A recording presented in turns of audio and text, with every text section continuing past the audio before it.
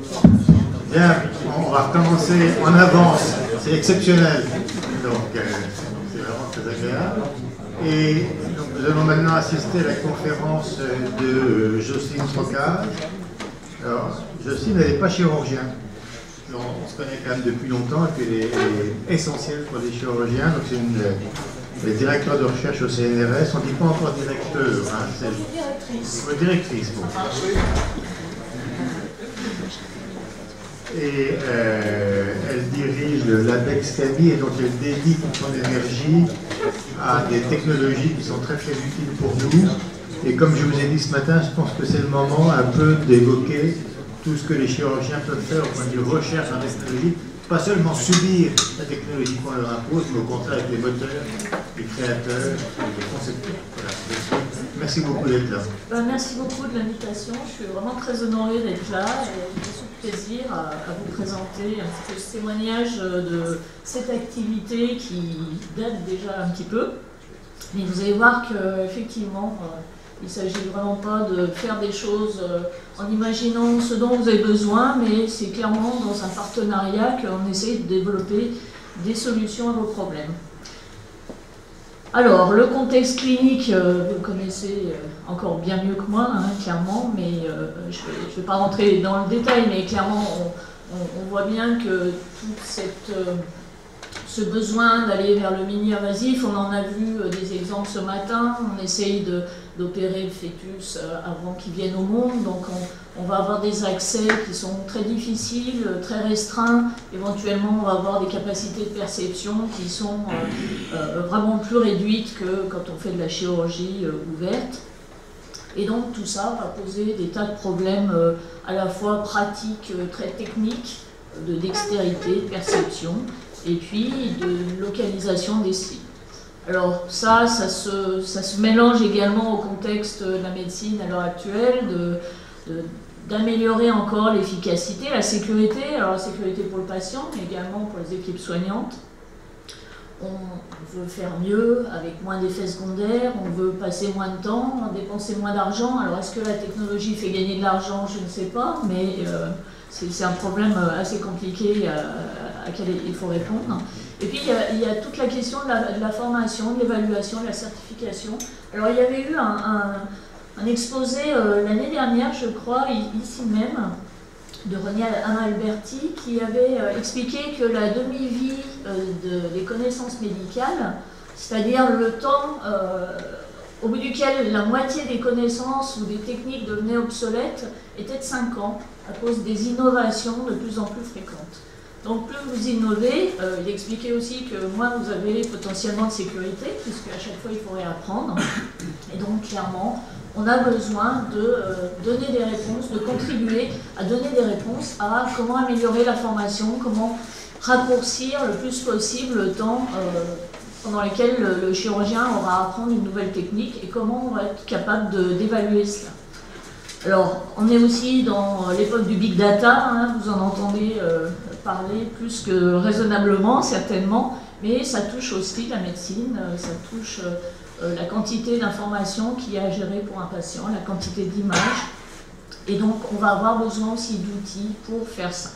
Alors il y a également le contexte réglementaire, légal, qui a beaucoup évolué, hein, ce que moi je faisais il y a 30 ans en robotique, et ben, on ne le fait plus du tout de la même façon, avec des contraintes qui sont vraiment très différentes, et ça change aussi notre façon de travailler. Alors comment dire, cette mouvance vers la recherche technologique en chirurgie, hein, elle n'est pas toute neuve. Donc dans cette slide, on a essayé de retracer un petit peu comment les choses se sont mises en place et comment tout ça est advenu. Et donc évidemment, la médecine en elle-même, elle a évolué depuis fort longtemps, mais vous voyez que déjà en 1800, il y avait l'endoscopie. Et puis déjà en 1890, il y avait quelque chose qui préfigurait nos cadres stéréotaxiques d'aujourd'hui. Et donc ce mouvement vers l'imagerie, la visualisation, la localisation de cibles était déjà très prégnant. Alors ce qui a beaucoup changé les choses, évidemment, c'est les progrès de la physique, c'est la découverte des rayons X, de la résonance magnétique, des ultrasons. Et donc tout ça, ça a permis de voir à travers le patient, de faire de l'imagerie très précise, de plus en plus précise. Et là encore, ceci n'a été possible, en particulier pour ce qui concerne le scanner, la tomodensitométrie, la tomographie, plus généralement l'IRM. Ça a été possible parce qu'on avait des ordinateurs. Si on n'avait pas d'ordinateur, on ne pourrait pas reconstruire des volumes 3D à partir de projections. Donc vous voyez que c'est des progrès parallèles qui ont fait se modifier la pratique. Et également, donc, quelque chose qui est un petit peu plus spécifique, donc la robotique. C'est une discipline qui est également assez jeune, un premier robot non médical, robot industriel autour des années 50. Et vous voyez que j'ai mis une coupure de presse. Le premier robot chirurgical, c'était un robot utilisé en neurochirurgie stéréotaxique en 1985 pour 3 patients. Donc c'est cette coupure de presse du New York Times qui relate cette invention, entre guillemets, cette innovation. Donc vous voyez que tout ça, en fait, c'est des progrès parallèles qui font que les disciplines s'enregistrent les unes les autres. Et je pense que s'il y a un message qu'il faut retenir dans cet exposé, c'est ça. C'est-à-dire qu'on ne travaille pas dans son coin. On bénéficie de ce que la science découvre, développe, pour faire de nouvelles choses et inventer de nouvelles disciplines.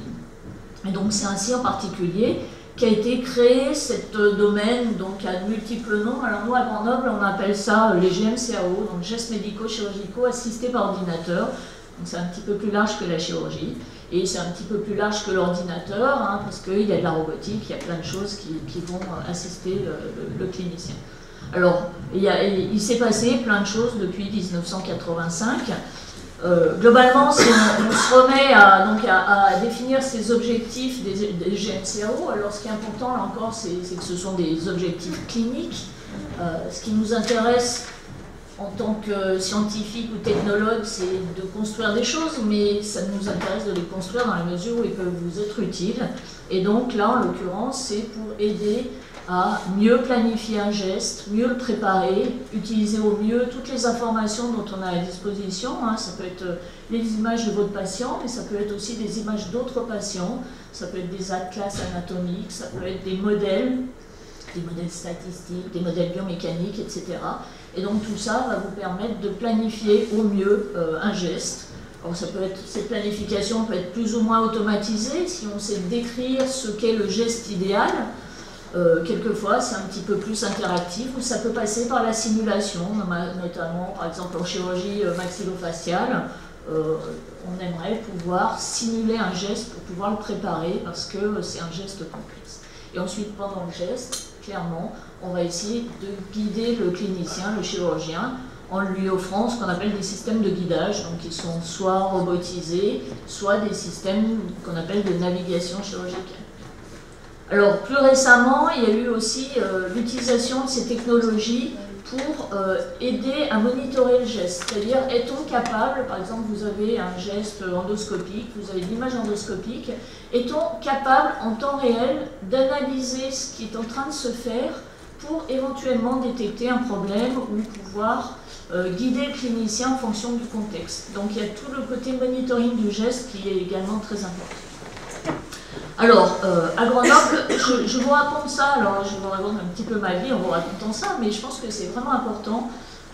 Si à Grenoble, je pense que les choses sont advenues il y a déjà 3 décennies qu'on fait de la recherche dans ce domaine, c'est parce que justement les gens travaillaient ensemble. Et donc il y a un labo qui s'appelle TeamCIMAI, qui est le labo où je suis chercheur, où il y a à peu près, vous voyez, de l'ordre de 300 personnes qui sont très pluridisciplinaires. Donc il y a des mathématiciens, des informaticiens, des mécaniciens, des biologistes, et évidemment des médecins et des chirurgiens qui sont chercheurs au laboratoire et qui développent des systèmes qui visent à mieux comprendre le vivant, à comprendre les pathologies, à les soigner, à les diagnostiquer évidemment.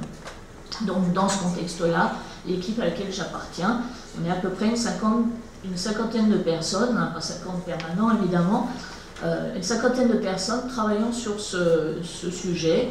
Et donc on est intégré au site hospitalier à Grenoble, et ça c'est extrêmement important. Alors, ce qui nous facilite aussi la vie, c'est le fait qu'il y a un CIC, donc Centre d'investigation clinique, mais avec une valence IT, ça veut dire innovation technologique. Donc il y a des gens qui sont spécialistes de faire des protocoles cliniques dans le domaine des dispositifs médicaux. Et donc ça, c'est vraiment quelque chose d'hyper important pour arriver à faire des études qu'on puisse mener jusqu'à un niveau important de transfert clinique.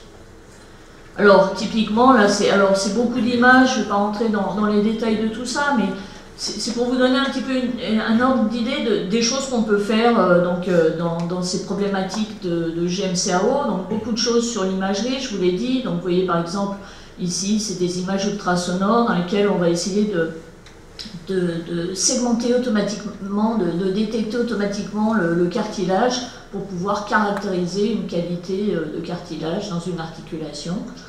On a des problèmes d'échantillonnage pour faire de la tomographie. Et puis on développe aussi de la technologie des capteurs. Donc par exemple, là, vous voyez, c'est un petit capteur qu'on a développé pour essayer de mesurer l'élasticité des tissus. On a vu tout à l'heure un exposé là, sur un monsieur qui mesurait, qui tirait sur des nerfs pour mesurer l'élasticité.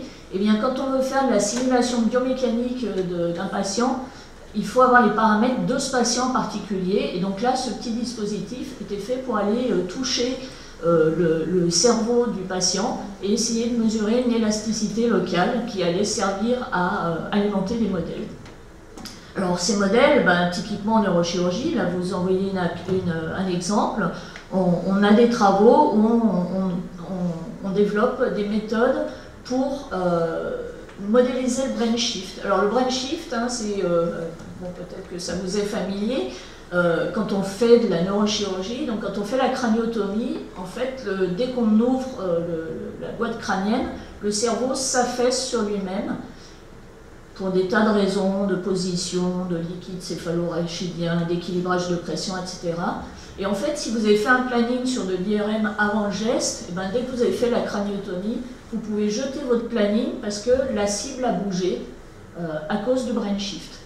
Donc, on essaie de travailler sur comment prendre en compte ça, comment avoir une imagerie péropératoire. Donc là, en l'occurrence, ce sont des ultrasons, du 3D avec des Doppler.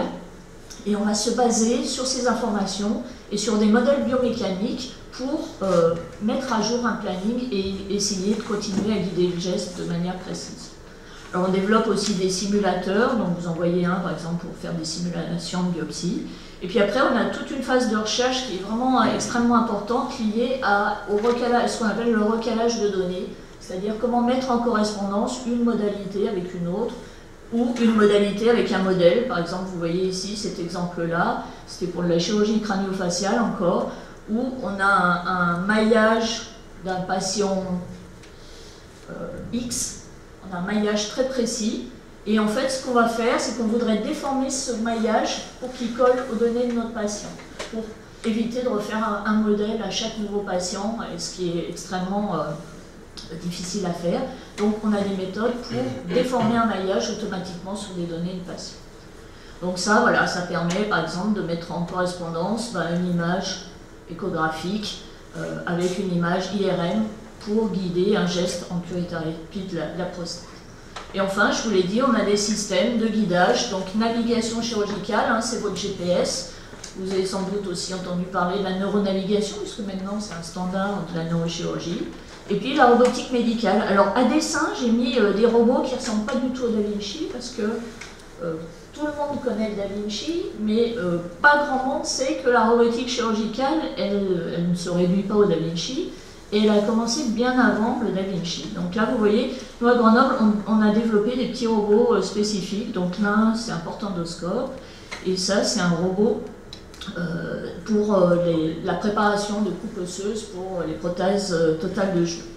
Donc ce sont des petits robots qui sont un petit peu plus spécifiques, mais qui ne coûtent pas le prix d'un Da Vinci et qui ont pour objectif d'être vraiment pensés pour la clinique dès le début pour résoudre un problème clinique particulier. Alors je vous l'ai dit, les premiers pas c'était en neurochirurgie dans le monde entier, donc vous voyez cette première publication 1988, où on a utilisé un petit robot industriel pour aller montrer une trajectoire.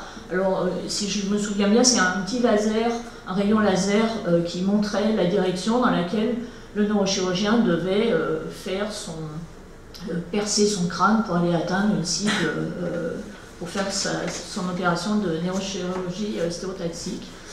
Alors à Grenoble, eh bien, vous voyez que le premier robot qui a été intégré au bloc opératoire, le premier patient date de 88 aussi, et avec ce robot, donc, qui était un robot industriel modifié, il y a eu des milliers de patients qui ont été opérés avec l'aide de ce robot, et il y a eu un produit industriel qui est issu de ce robot qui s'appelle Neuromed. Alors, à peu près à la même époque, il y avait le concept de navigation chirurgicale, où là, en fait, c'est pas le robot qui portait l'instrument, mais c'était un dispositif qui permettait de connaître la position de l'instrument, comme votre GPS vous permet de savoir où vous êtes par rapport à une cartographie. Et donc là, c'était par rapport à l'imagerie du patient. Alors pourquoi ça a commencé par la neurochirurgie? Certainement parce qu'on était déjà dans une spécialité, la neurochirurgie stéréotaxique, où on était dans la localisation, la métrologie précise des cibles, leur localisation, la localisation des instruments est très couplée à l'imagerie. Donc je crois qu'assez naturellement est venue l'idée d'avoir ces technologies robotisées. Alors ensuite, donc les applications ont évolué, donc on a travaillé beaucoup sur... alors quand je dis on, c'est à Grenoble, mais plus généralement au niveau mondial, hein. Les gens sont d'abord intéressés à ce qui ne bougeait pas trop et ne se déformait pas trop. Alors je vous ai dit que le cerveau se déformait, il y avait le brain shift, mais sur ces opérations de neurochirurgie stéréotaxique, on peut considérer que la cible est à peu près immobile. Donc c'est ce genre d'application que les gens ont étudié, donc vous voyez dans cette tranche des années 85 à 95. Donc toujours en grande interaction entre des équipes cliniques et des équipes scientifiques. Et puis plus récemment, donc alors récemment, le récent devient un petit peu vieux maintenant, mais vous voyez qu'il y a eu une seconde étape où les gens sont intéressés plus à de la chirurgie des tissus mous, à l'endoscopie, la laparoscopie, et toute la problématique est très différente puisque vous avez les organes qui bougent, qui se déforment, et du coup vous ne pouvez pas juste planifier et espérer qu'après les choses restent à leur place. Il va falloir mettre à jour un planning et puis adapter ça en temps réel à partir de données péropératoires dans le temps réel à partir de modèles. Donc c'est clairement plus compliqué et les approches sont du coup un peu différentes. Alors je ne rentre pas dans le détail de ce petit dessin parce qu'on pourrait parler des heures là-dessus. Ce qui est important, c'est de voir qu'on est parti de ce point-là autour des années 85, donc où finalement on prenait des robots industriels plus ou moins qu'on modifiait. Vous voyez le RoboDoc ici pour la chirurgie de la prothèse de hanche, le robot de neurochir de Grenoble. On s'intéressait aux structures rigides avec donc l'idée qu'on pouvait planifier avant de faire. Et en fait, avec la mutation des applications, les nouvelles techniques, la paroscopie, le NOTS, l'endoluminal, etc., eh bien, on a eu d'autres approches pour interagir avec les robots, avec les dispositifs d'assistance. Et puis, on a aussi fait des robots plus dédiés. On a fait des robots aussi plus miniatures. Donc, vous voyez des choses, par exemple, qui sont en cours de développement. Ça, c'est une équipe de Zurich, où ce petit dispositif, là, ce qu'on voit là, au fond, dessous, le petit robot est là. Et en fait, ça, c'est des vaisseaux de la rétine. Et donc, l'idée, c'est de pouvoir aller injecter quelque chose dans des vaisseaux de la rétine. Et en pilotant ce petit dispositif par des champs magnétiques de l'extérieur. Donc toutes ces choses-là, elles évoluent, c'est quelque chose de vivant. Vous voyez, vos disciplines évoluent et vous êtes inspirateur finalement de nouvelles problématiques et ça suscite comme ça l'évolution des technologies qui vont servir à vous aider. Alors, je vais me focaliser un tout petit peu sur une problématique spécifique. Donc ça fait pas mal d'années que je travaille sur la prostate. Et donc je vais vous montrer un petit peu le chemin, hein, c'est pas de la ligne droite, c'est très ramifié. On part d'un problème au début et puis après on pilote un petit peu à vue, on a des idées, on développe des tas de choses et donc vous allez voir cette histoire. Donc clairement hein, c'est un domaine de l'urologie où il y a un fort potentiel à plein d'égards sur des aspects de diagnostic, d'amélioration du geste, réduction des effets indésirables pour certaines problématiques chirurgicales, par exemple en prostatectomie ou des choses comme ça.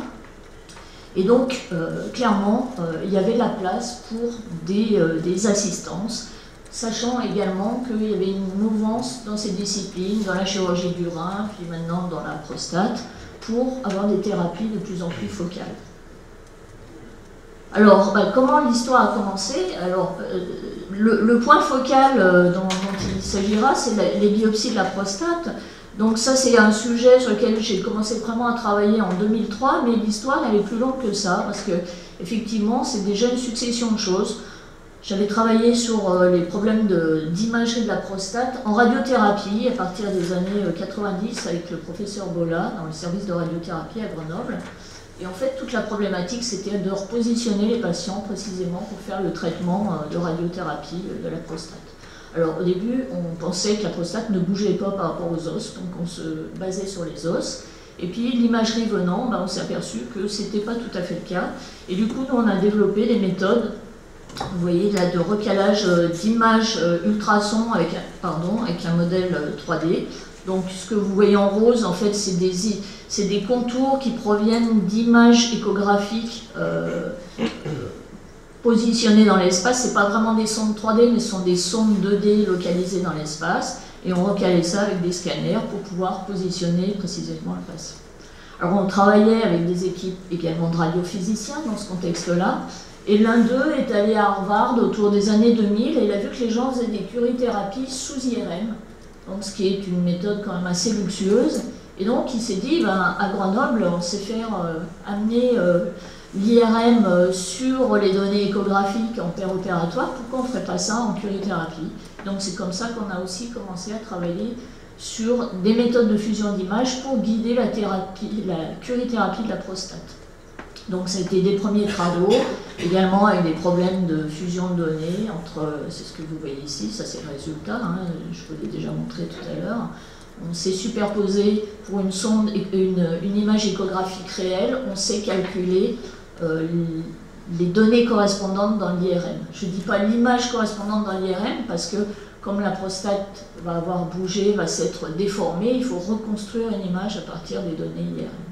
Et puis on a aussi développé des méthodes permettant de faire des modèles statistiques pour guider le traitement des images, parce qu'une prostate, voilà, ça a une forme de prostate, on peut faire des statistiques de forme, de mode de variation, et du coup cette information a priori peut guider le traitement d'images.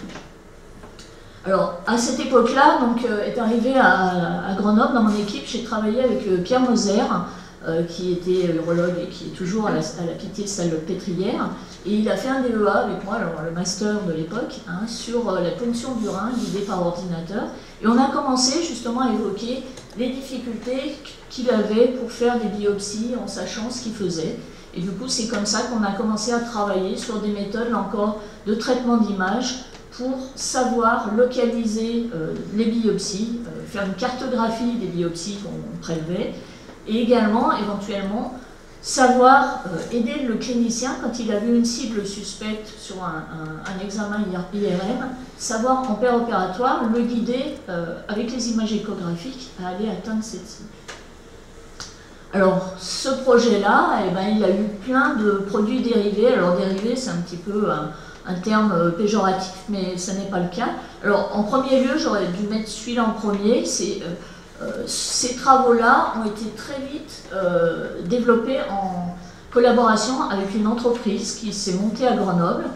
Et donc, un système est né de ces travaux. Donc, la méthode qui a été développée à la fois par Pierre Moser et par des doctorants, Michael Baumann avec moi au laboratoire, est devenu un système industriel qui s'appelait l'Urostation. Et maintenant, la version actuelle, c'est Trinity. Vous voyez, c'est ce dispositif-là. Donc, typiquement, c'est la méthode qu'on a inventée en 2005-2006 qui, maintenant, est quelque chose qui est utilisé en pratique clinique par les cliniciens dans le monde entier.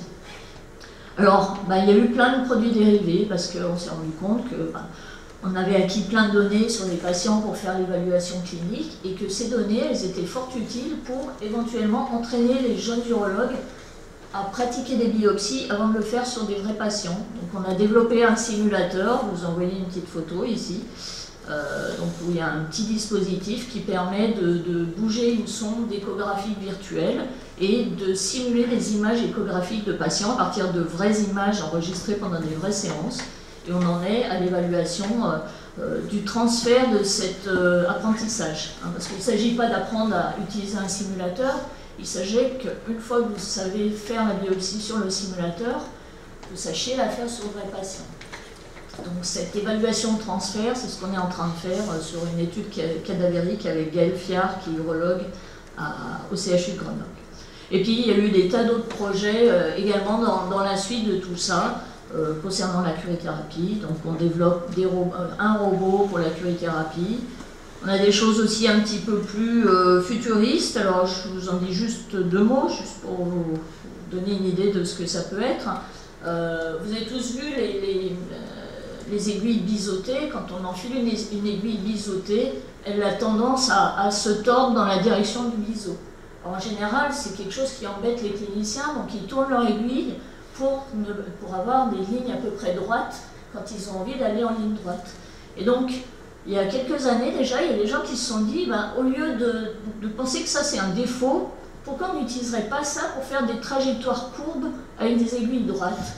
Et donc l'idée, c'est de pouvoir jouer de cette orientation du biseau pour pouvoir éventuellement corriger une trajectoire. Typiquement, quand on fait de la curithérapie de la prostate, on veut atteindre une position particulière dans la prostate, mais dès qu'on enfile l'aiguille, la prostate elle bouge, elle va se déformer, et donc du coup il faut être capable de corriger la trajectoire de l'aiguille, de l'infléchir éventuellement vers la cible.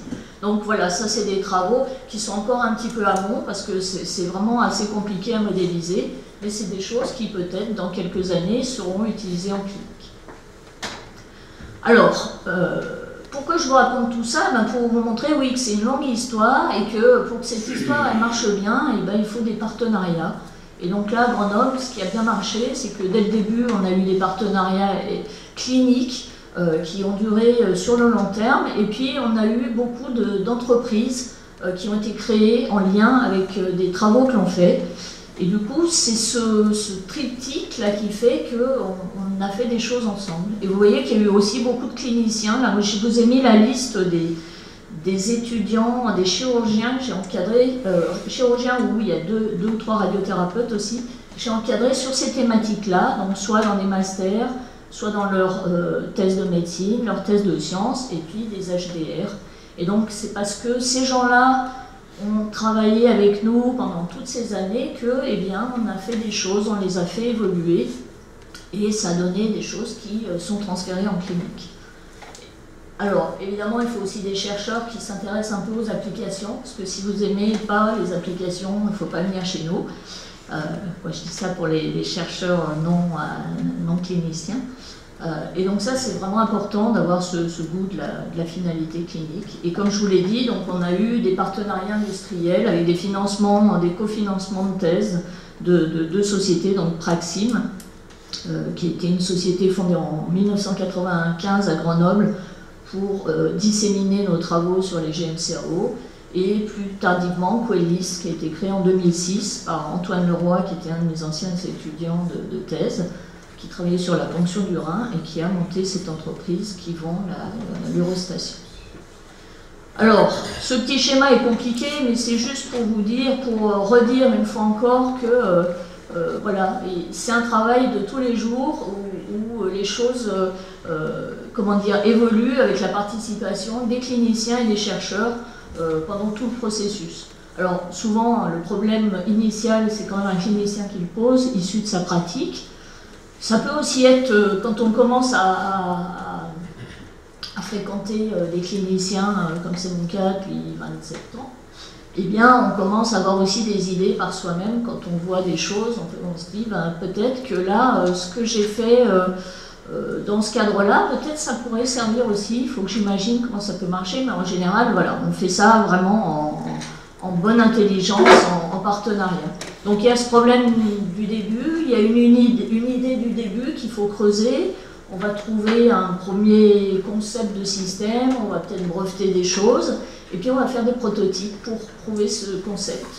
Et alors ce qui est important aussi de voir dans cette slide-là, et je pense que c'est quelque chose qu'il faut que vous reteniez pour ne pas être frustré, c'est que ce n'est pas de la recherche one-shot, c'est-à-dire que il ne suffit pas d'avoir une idée, on fait un truc, ça marche tout de suite, et voilà, tout est résolu. Ça ne marche jamais tout de suite. Et donc, c'est un processus qui est itératif. C'est la confrontation avec les vraies expérimentations, alors déjà en labo, après éventuellement sur des pièces cadavériques, après sur des patients, qui fait que le système va évoluer petit à petit et que votre place, elle est à tous les instants de cette boucle-là. Donc voilà, c'est vraiment un partenariat de longue haleine.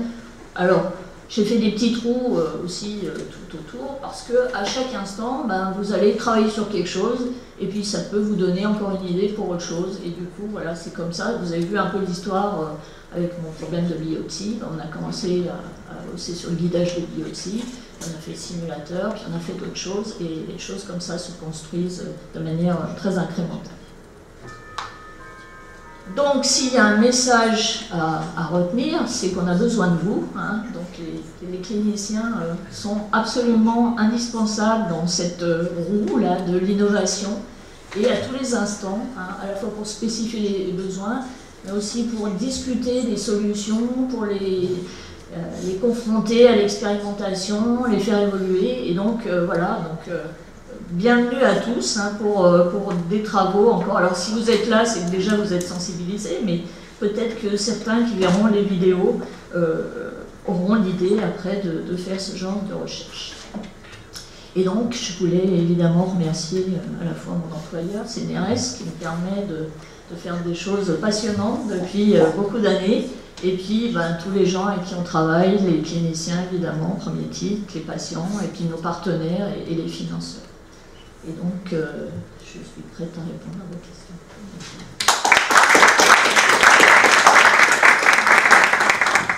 Merci beaucoup, Jocelyne. C'est une très belle histoire. Quelle belle vie d'avoir participé à tout ça. Et j'espère que ça va vous donner des idées hein, dans la route de l'innovation. Vraiment, on a besoin de vous, comme a dit Jocelyne, tout le temps. Et je trouve que c'est extrêmement agréable d'être au départ de la création de quelque chose qui va aider ensuite la prise en charge des patients. Voilà, donc c'est vraiment un des buts qu'on peut essayer de remplir. Alors on a le temps de poser quelques questions à Jocelyne. J'espère que cette histoire ne nous a pas laissé complètement bavards. Oui.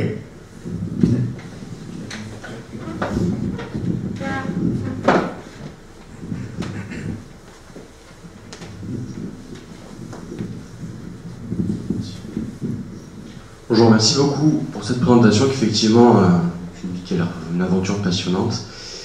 Et surtout une réflexion pour dire qu'il y a de gros problèmes à l'heure actuelle qui sont dramatiques, c'est le manque de retour des usagers, des utilisateurs finaux qui font que beaucoup ont développé des solutions qui ne correspondent absolument pas aux attentes. Par rapport au fait que vous étiez justement géographiquement localisé à proximité, a dû beaucoup aider, je suppose. Vous devriez reproduire ce modèle. Qu'est-ce que vous ajouteriez en plus à cela, maintenant a posteriori? Est-ce que c'était le modèle le plus pertinent?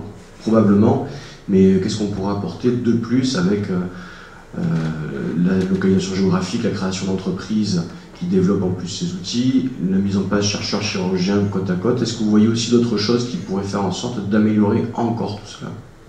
Je pense effectivement l'aspect équipe de méthodologistes de l'expérimentation est super importante. Là, j'ai mentionné le CICIT, mais le CICIT il a quelques années, et je pense que quand même ça aide, et ça aide d'autant plus que la situation aujourd'hui n'est pas celle de 1990. Moi je suis arrivée dans le domaine en 1990, je pense que les gens pouvaient tester à peu près tout ce qu'ils voulaient sans rien demander à personne. En tout cas c'est l'impression que j'en avais à l'époque.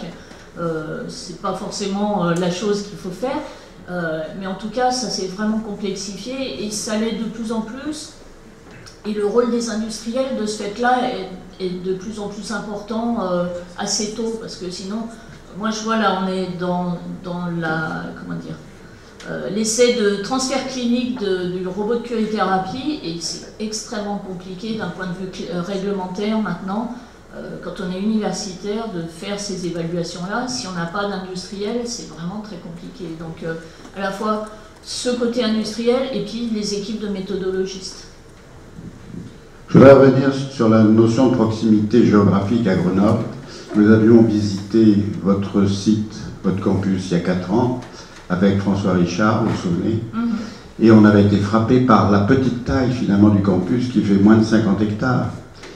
Ça s'est constitué comment? Est-ce que quelqu'un a eu l'idée de faire quelque chose de cohérent, regroupant tout le monde, ou ça s'est fait naturellement du fait de hasard conjugué? Alors, le campus en particulier, alors le fait qu'il soit très localisé, c'est super, et c'est super pas bien parce qu'il n'y a pas beaucoup de place pour grossir et on ne sait pas où mettre les bâtiments, mais voilà, ça met les gens ensemble. Alors l'histoire particulière de Tinsé, je ne l'ai pas expliqué, mais je pense que c'est important de le noter. Ça date des années 82-3, où le doyen de la fac de médecine, qui était le professeur Sarrazin, avait la vision que pour que la médecine au sens large évolue, il fallait travailler ensemble avec des scientifiques. Et donc il avait demandé à Jacques de Mongeau, donc, qui a été le directeur du laboratoire pendant longtemps, Jacques était mathématicien, était médecin, il lui a demandé de lancer un centre. Alors au début ça s'appelait une équipe de biostatistique, mais ce sont ces gens-là qui ont commencé avec Philippe Cinquin à travailler vraiment en partenariat avec des cliniciens. Et après, il y a vraiment un effet, je pense, de masse critique, c'est-à-dire, je pense qu'au début, voilà, il y avait le professeur Benhabit qui a fait de la neurochirurgie robotisée, je pense que tout le monde le regardait de manière un petit peu bizarre. Après, on a fait de l'orthopédie, et puis c'est devenu, ces domaines-là sont devenus quelque chose de commun, finalement, au sein du CHU de Grenoble, et a fait que d'autres cliniciens ont été inspirés en fait un peu par ce que faisaient leurs collègues dans d'autres spécialités. Donc c'est aussi extrêmement important de prendre conscience, vous en tant que chirurgien, que votre spécialité elle est très spécifique, mais du point de vue des outils qu'on peut développer avec vous, eh bien, il y a des choses qui peuvent vraiment ressembler à ce qui se fait dans d'autres spécialités. C'est pour ça que la notion effectivement de rassemblement, d'avoir une masse critique de gens est très importante.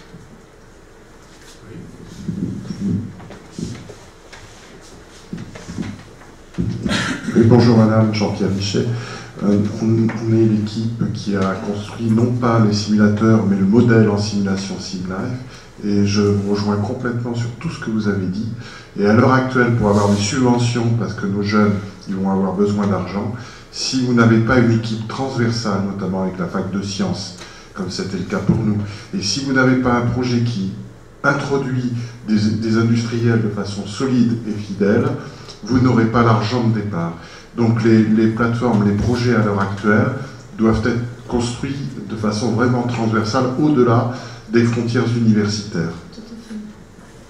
Alors ce que je voulais peut-être aussi mentionner au niveau français, du coup par exemple maintenant on a quelque chose qui s'appelle un LabEx. Alors LabEx c'est, je ne sais pas si vous connaissez ce dispositif, hein, ça avait été mis en place par l'équipe Sarkozy, donc c'était les investissements d'avenir et donc c'était le laboratoire d'excellence, donc c'était pour mettre le paquet sur certaines thématiques scientifiques. Et donc à Grenoble, donc, on a lancé un LabEx qui s'appelle CAMI, donc CAMI c'est l'acronyme anglais de GMCAO, et donc qui fédère les équipes. On est 6 laboratoires français, donc avec un historique comme ça de partenariats cliniques, industriels et scientifiques. Et donc il y a une espèce de fédération au niveau national, donc c'est aussi pour mieux travailler ensemble et ne pas réinventer ce que d'autres ont déjà fait et vraiment construire ensemble de nouvelles innovations. Bon, d'ailleurs que les LabEx ont été un des plus beaux objets du plan d'investissement d'avenir, parce que tous ceux que je connais marchent très bien et ont réussi cette association publique-privée. Il y avait, à côté du fait qu'être ensemble c'est formidable, il y avait une autre chose que je voulais souligner, je sais pas, j'en parlais avec quelqu'un tout à l'heure au café, c'est qu'il faut avoir confiance dans ses idées, de temps en temps. C'est-à-dire, on a une idée, elle paraît folle, il ne faut pas se dire, bon, c'est une idée folle, j'en parle à personne et tout, mais au contraire, il faut tout de suite l'échanger, puis on s'aperçoit qu'en fait, cette idée n'est pas folle du tout, puis elle peut aboutir à un développement.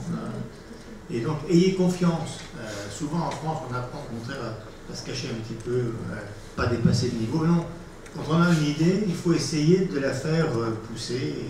Et d'autant que je pense que la discussion avec des collègues ou des équipes d'autres disciplines font vraiment évoluer les choses. Alors des fois, il y a des idées qui ne sont pas des bonnes idées, bon, bah, on en a eu tous, hein, des choses qui n'ont pas marché, mais quand même souvent, voilà, en creusant un peu, on construit quelque chose de mieux avec les collègues.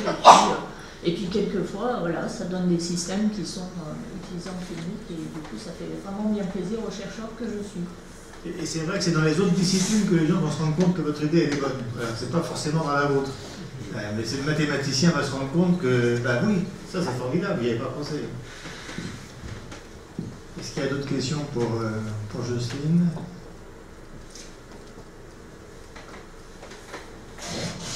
Jocelyne, merci beaucoup, c'est vraiment très passionnant.